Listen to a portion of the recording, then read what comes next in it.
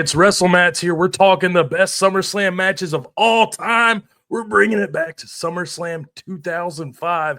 It's Eddie Guerrero and Rey Mysterio Jr.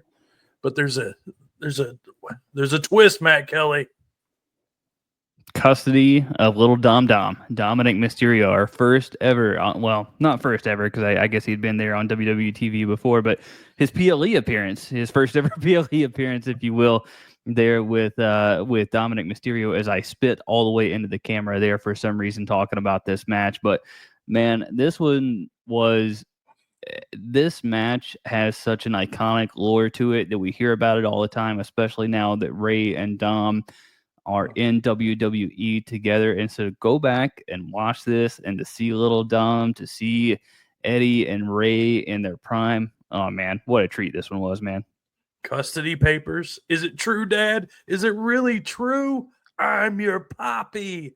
So much like drama, like soap opera to two of the greatest wrestlers of all time. It was such an interesting feel. But 2005, Washington, D.C., we've got a different announce team we haven't really covered yet with these SummerSlam matches. Michael Cole and Taz. Something different, right?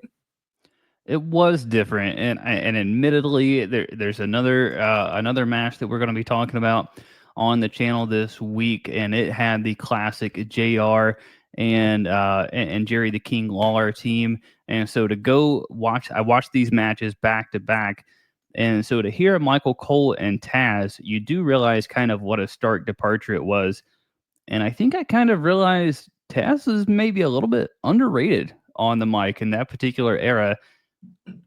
This is maybe too hot of a take for this particular show, and this is not what this is about, but I think Taz might have been better than King.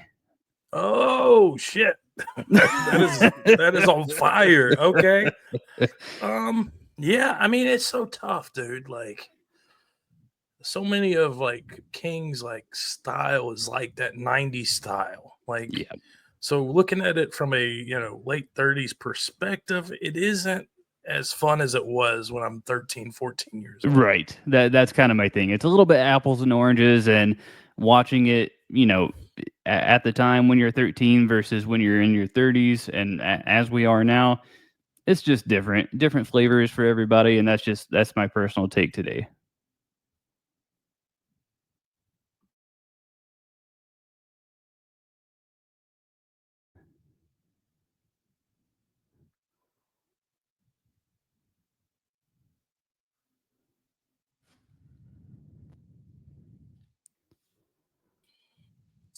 I'm back. Hey there. Glad this is just a recording. Yeah, for real. Yeah, you just say it was different styles. Yeah, you can just carry on after commentary. You can get into the actual match or whatever. Yeah, so this is 7 years removed from the legendary match we saw in 1998, Halloween Havoc. I think everybody kind of remembers that one from WCW. Eddie Guerrero Rey probably goes down as one of the top, I'd say, I don't know how to rank it, but definitely one of the best matches of all time.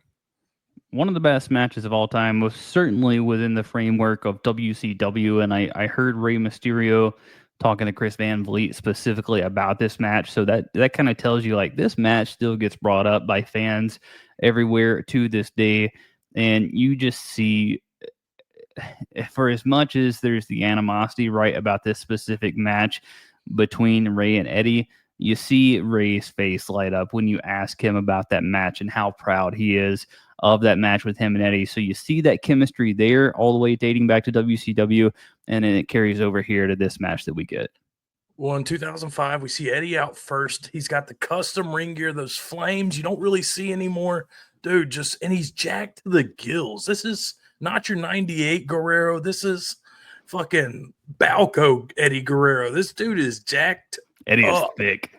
Dude, those bicep veins in the arms, like, dude, this is 2005. Eddie passes in 2006. So a lot of things are changing.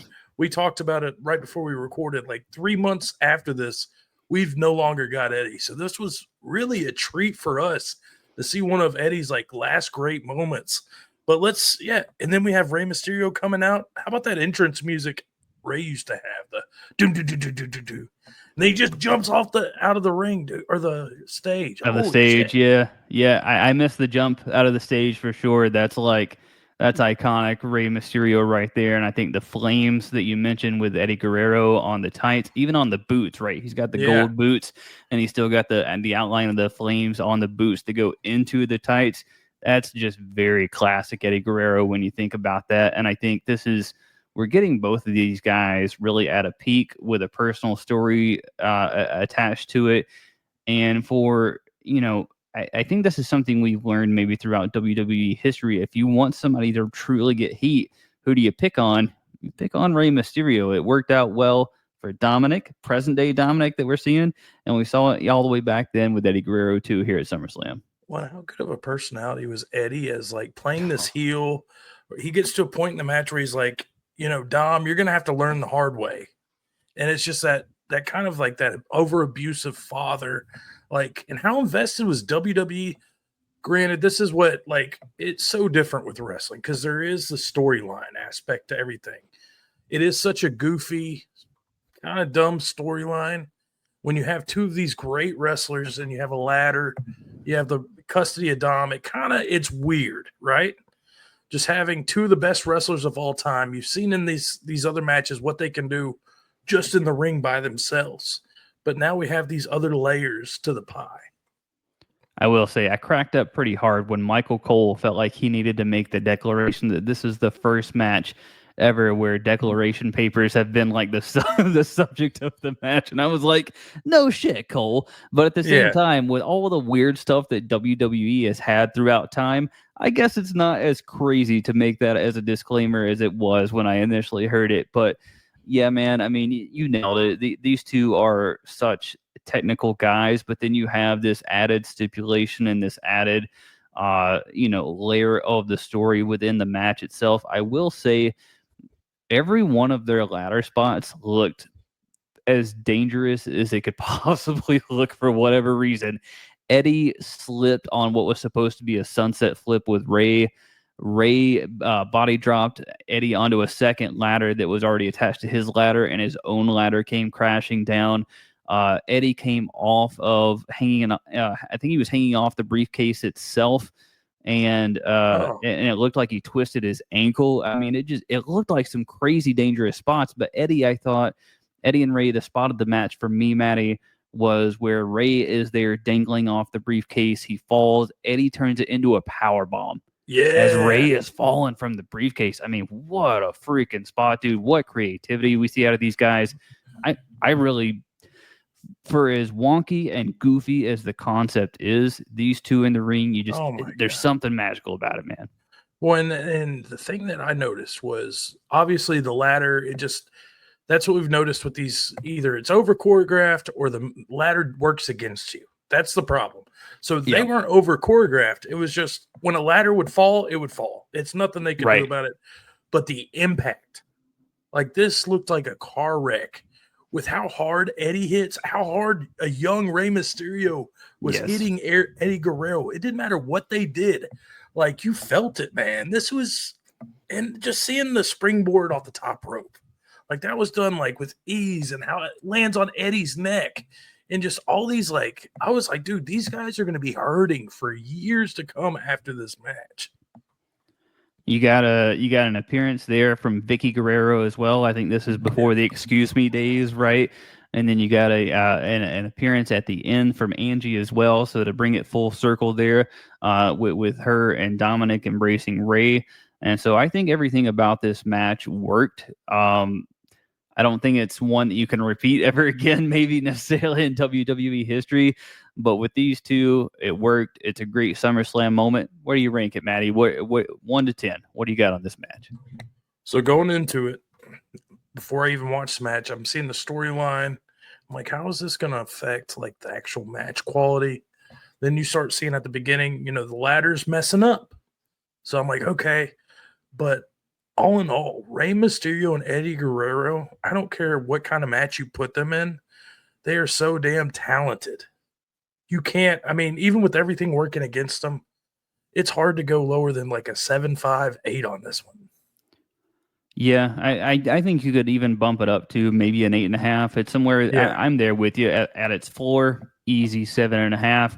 If you really want to get in there and break it down, and just kind of depending on how you feel about the stipulation of the match, right? Is I think where you're kind of going to fall within that scale. But I'm right there in lockstep with you with these two. It's just there's something magical. It just works anytime that they were in the ring. So yeah, I'm right there, 7.5, 8. It's got everything you want out of a pro wrestling story. And after watching this, you know what I wanted? I wanted to see more Eddie Guerrero. I wanted to see Yeah, more young yeah, Rey Mysterio. So regardless, it leaves you with a good taste in your mouth, and it makes you appreciate Eddie Guerrero that much more. Like I said, it reminds me a lot of the Chris Benoit. There's not many wrestlers like it that can kind of twist you or quick wit, like hit you in impact.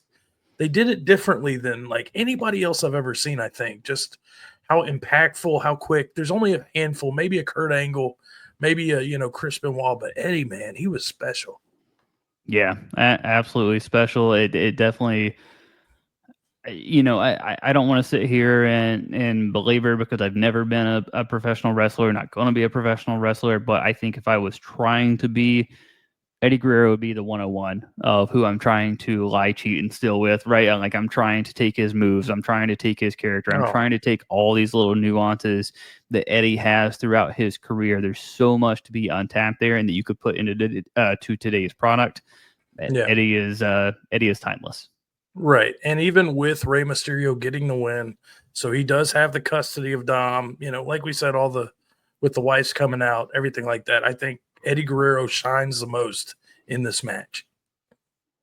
Yeah, probably so. I mean, I, I don't. It's so hard, right? Like to outshine Eddie, and we're talking Yeah. about an absolute Hall of Famer in Rey Right. Mysterio in his Oh, own right, and who has had so many different shining moments. But yeah, man. I mean, Eddie's just Eddie. Yeah, absolutely. This is one of the better wrestling matches of SummerSlam. Make sure you check it out. More dropping on our channel. Make sure you check us out on Twitter, Facebook, YouTube, and the Talk, baby. Maddie and Matt Kelly at WrestleMats.